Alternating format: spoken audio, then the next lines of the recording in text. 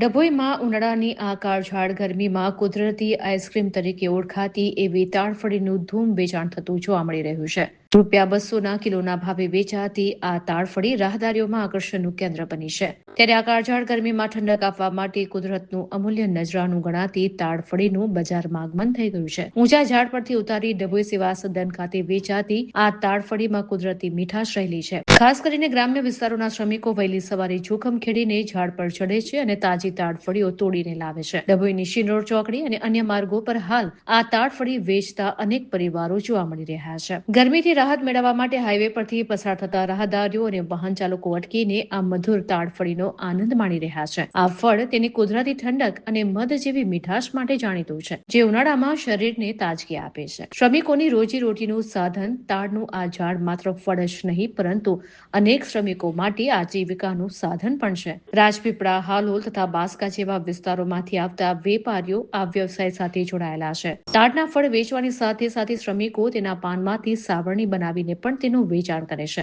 જેનાથી ઉનાળા દરમિયાન તેઓને આર્થિક ટેકો મળી રહે છે.